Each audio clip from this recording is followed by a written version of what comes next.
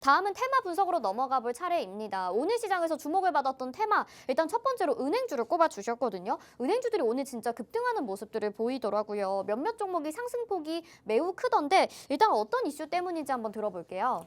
뭐 파월 때문이죠. 예, 네. 뭐 파월이 지금 거의 슈퍼 파월 정도 된다고 네, 보시면 네, 되는데 네.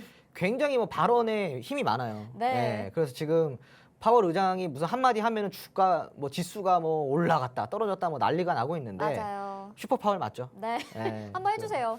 어떤 거요? 그 힘을 노래 내요. 있죠? 네. 그 나중에 한번 하도록 하고. 네. 아무튼 지금 파월 의장이 어찌 됐건 이 파월 빔이라고도 부르더라고요.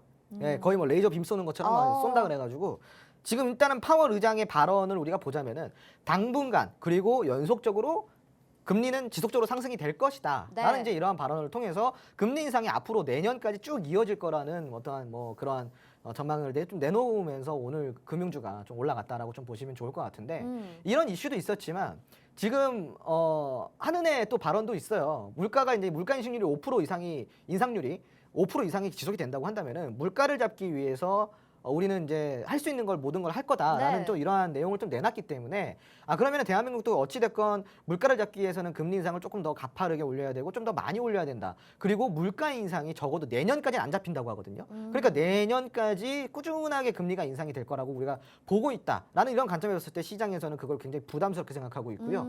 금리 인상에 당연히 영향을 받는 것들은 당연히 코스닥에 있는 종목들이 조금 더 영향을 받습니다. 그러다 보니까 오늘 코스닥 지수가 조금 많이 빠지기도 했죠. 물론 네. 코스피도 많이 빠졌지만요.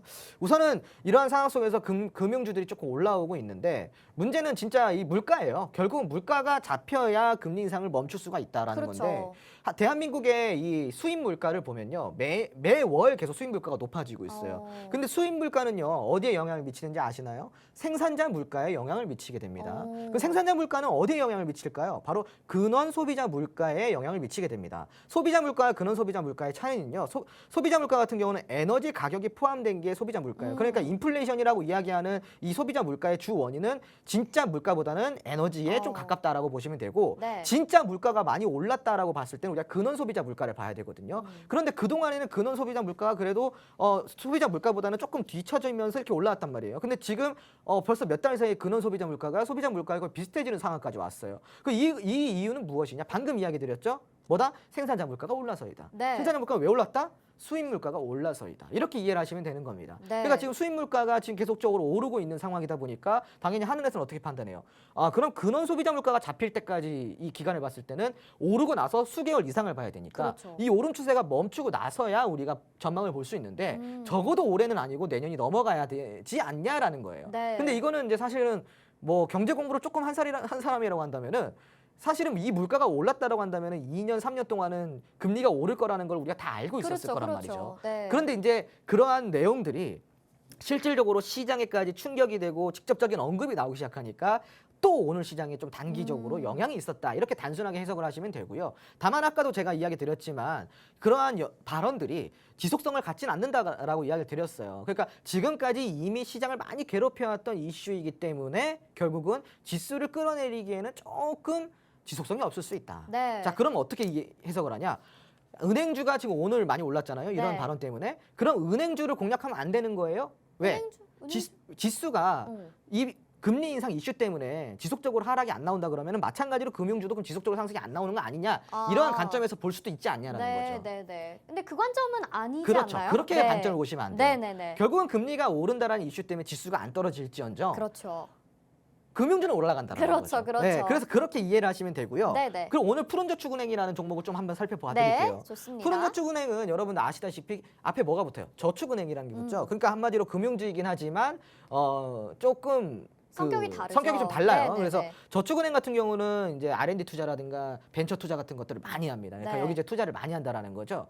그렇다 보니까 뭐 야놀자 관련주, 무슨 뭐 마켓컬리 관련주 맞습니다. 이런 식으로 네. 굉장히 많이 엮여질 가능성이 있어요. 그래서 사실은 단기적인 슈팅과 조금 더 고수익을 원한다 그러면은 은행주보다는 저축은행이나 뭐 상호저축은행 이런 쪽 있잖아요. 네. 캐피탈 이런 그런 종목들로 가시는 게 조금 더 낫고요. 아니다, 나는 이제 차라리 안정적으로 수익을 내면서 배당까지도 조금 더 챙겨받고 싶다. 네네네. 그러면은 1금융권의 지주사들로 좀 가시는 게 그렇죠. 더 바람직하다라고 좀 이해를 하시면 될 것 같습니다. 오늘은 푸른저축은행이 조금 슈팅이 나왔어요. 장중에 대략적으로 한 29.65%. 그러니까 한 세 호가 네 호가 남겨놓고 조금 거의 아쉽게 상한가까지, 상한가를 네. 못 간 거예요. 그러니까 네. 오늘 거래량 보시면은 493만 주, 그 거래대금이 590억이에요. 지금 이 거래량과 수급량을 보시면은 최근 1년 동안에 가장 많은 수급이고요. 작년 9월 이후로는 가장 많은 수급입니다. 그러니까 거의 1년이에요. 1년 동안에 가장 많이 수급이 들어왔고요. 그러네요. 그 수급이 들어온 지점을 보면은 이제 대략적으로 10,000원 초반대거든요. 자, 그러면 작년 9월 이전에 수급이 들어왔던 가격대를 보면은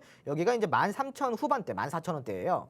그러니까 그러면은 가격 차이가 이미 3,000원에서 4,000원 정도 되잖아요. 이때 네네. 수급과 지금 현재 수급과 비교를 해봤을 때. 그렇죠. 자, 그러면은 이전 수급을 한번 보실게요. 그러면 2021년 초반에 이 종목이 7,000원대부터 출발해가지고 와. 26,000원까지 단기적으로 굉장히 많이 올랐어요. 이때 동반된 수급을 보시면은 굉장히 많이 동반됐다라는 걸 네네네. 보실 수가 있는데 이거를 좀 주봉 차트로 조금 더 자세하게 보면요. 사실은 한 일주일 만에 이미 거의 이 수급의 대부분이 이루어진 거예요. 그러니까 한 달이라는 시간 동안 대부분의 수급이 이루어졌어요. 그럼 시청자분들 생각을 해보세요. 이 정도 수급이라고 한다면은 일반 개미 수급은 아니에요. 그럼 이제 개인 세력 투자자들 수급이라고 우리가 아니고. 부르게 되는데 이 정도 수급이라고 한다면은 우리가 본 뒤 수급이라는 거는 천천히 서서히 해나가야 매집이 되고 그 충분히 매집이 이루어졌을 때 그 다음에 슈팅을 만들어내면서 계단식 상승을 보여야 폭발적인 상승을 보이거든요. 근데 보통 이러한 수급이 들어왔을 때는요. 여러분들이 명심하셔야 될 게 있어요. 100% 정리를 못한다라는 겁니다. 세력들이 100% 매물을 털어내지가 못해요. 그러면은 이 매물을 털어내려고 결국은 다시 주가를 끌어올리게 되는데 네. 그 주가를 끌어올릴 때 그냥 끌어올리냐? 아닙니다. 바닥을 찍고 끌어올리거든요. 그럼 지금은 이제 바닥을 찍고 끌어올리는 단계라고 보시면 돼요. 네, 그러니까 네, 푸른저축은행 같은 경우는 오늘 이제 이렇게 상승이 나왔던 게 굉장히 좀 유의미한 상승이고요. 그리고 오늘 거의 장중에 상한가까지 도달을 했잖아요. 네, 네. 그 1년 만에 거의 최고 수급이 들어왔는데 지금 보시면 여기 위에 있는 가장 두터운 매물대, 지금 여기가 가장 두터운 매물대예요, 여러분. 그러니까 가장 저항이 심한 구간이란 말이죠. 그러니까 당연히 윗골을 달 수밖에 없다. 그러네요. 근데 오늘 윗골이 달린 거 보면요, 가지가 않아요, 여러분.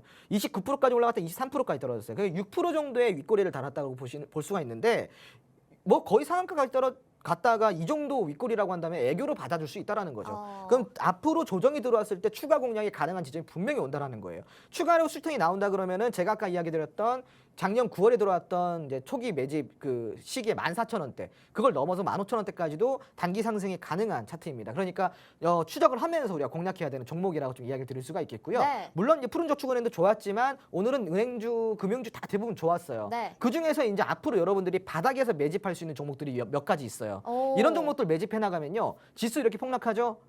전혀 걱정 없습니다. 네네네. 전혀 걱정 없어요. 좋습니다. 네. 자, 우리 은행주, 금융주에 대해서는 홍주원 전문가님도 이전부터 계속 말씀을 해주셨습니다. 이렇게 시장 하락이 나올 때 안정적으로 가져갈 수 있고 지금 무엇보다 금리 인상 시기잖아요. 그럴 때 은행주 꼭 하나씩은 포트에 담아놔야 될 것 같은데요. 지금 푸른저축은행 특징주로 소개를 해주시긴 했지만 또 다른 후발주가 궁금하신 분들은 노란톡방 열려 있습니다. 화면 하단에 QR코드 나가고 있고요. 스마트폰 카메라 켜시고 노란톡방 QR코드 스캔하시면 들어오실 수 있는데요. 지금 화면에 나가고 있는 저 로드맵도 저희가 보내드립니다. 이 로드맵은 뭐냐면은 테마별로 종목들이 담겨 있는 이 차트 그린 그래프죠. 그런데 지금 종목명은 가려져 있고 저희가 종목에 대한 상세한 설명만 덧붙여놨거든요. 노란톡방 안에 들어오시면 종목명 공개된 채로 받아보실 수 있고요. 홍주원 전문가님의 관심주도 여기에서 확인해 보실 수 있습니다. QR코드 하단에 나가고 있는 거 카메라로 스캔하셔서 얼른 들어와 주시고요. 같이 은행주 공략하셔서 이 어려운 시장 수익 내면서 따라오시면 좋을 것 같아요. 자, 배당의 매력도 있는 은행주 알아봤고요.